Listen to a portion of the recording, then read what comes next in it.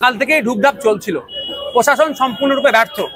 এখন নাকি এসপি টেসপি গিয়ে বিশাল বাহিনী নিয়ে এখন কি করবে? এখন কি করবে? একটা বাচ্চা মেয়ের জীবন চলে গেলে এখন ফোর্স দিচ্ছে।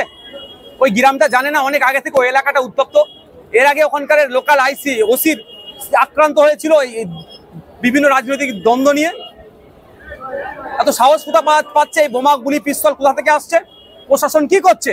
আমি এই পিরিয়ডে না, আমি মুর্শিদাবাদ গিয়েছিলাম। আমি আসার পথে আমার গাড়িটা আটকে ছিল। আমি বললাম চেক করুন, তারপর বলুন না চলে যায়। আমি না চেক করুন, আপনার ডিউটি পালন করুন। মানে এমএলএর গাড়িও ছাড়ছেন, এমএলএ গাড়ি তো কিছু যেতে পারে। আমি যখন কনফিডেন্টলি বললাম যে আমারও চেক করুন, কোনো সমস্যা নেই, তখন ছেড়ে দিল। তাহলে ওইখানে বোমগুলি পিস্তল ঢুকলো কি করে?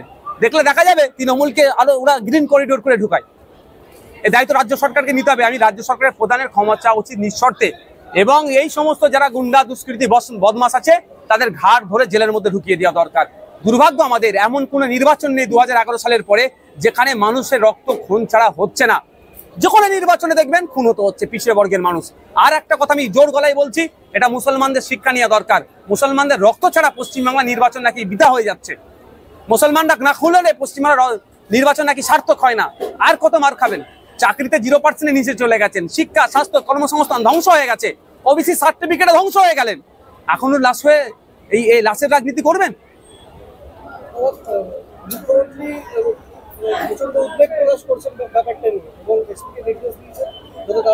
ঘোড়ার ডিম হবে, ওই বলতে হয়, টুইট করতে হয়, না লোক চিচি করবে, এর বাইরে কিছু হবে না।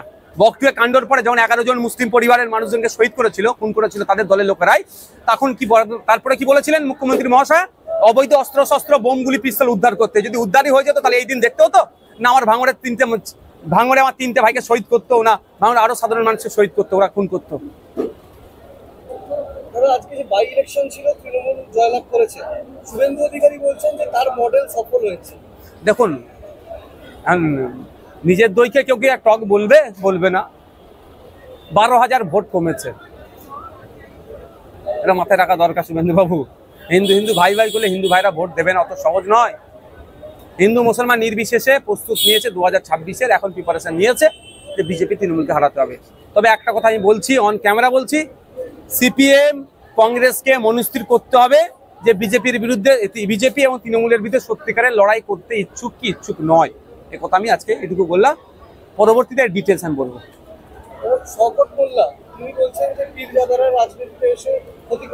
আপনি জ্ঞান দেবে ওই নটোরিয়াস ক্রিমিনালটা?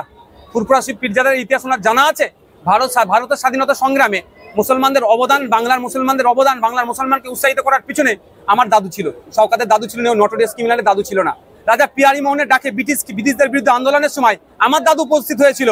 ফুরফুরার পীর আবু বকর সিদ্দিক রহমতুল্লাহ আলাইহি, ওই নটোরিয়াস ক্রিমিনালের দাদু যায়নি। সাঁওতাল বিদ্রোহের সময় সাঁওতাল সমাজের মানুষের পাশে আমার দাদু ছিল, ওই নটোরিয়াস ক্রিমিনালের দাদু ছিল না, যায়নি। ওই নটোরিয়াস ক্রিমিনাল আমাদেরকে জ্ঞান দেবে?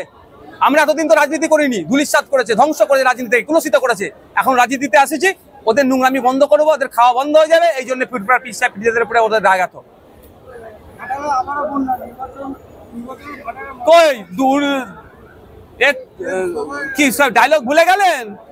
31 আগস্ট 2024-এর মধ্যে আমার সরকার ঘোড়ার ডিম করবে। দিয়েছে উপহার, আপনারা দিয়েছেন হিরোকে, তো হিরো কি করে কন্ট্রোল করবে? আপনারা যদি জনগণের জনপ্রতিনিধিকে জিতে দেন, পার্লামেন্টে গিয়ে আপনাদের হয়ে তুমুল ভাবে করতো। সমস্যা হচ্ছে আপনাদের, ভুল লোককে নির্বাচন করবেন আর আশা নেবেন। আপনি লাগাচ্ছেন আম গাছ, আর আমরা খাওয়ার শখ গেছে। আমরা খাওয়ার শখ গেলে আমরা গাছই লাগাতে হবে। Thank you.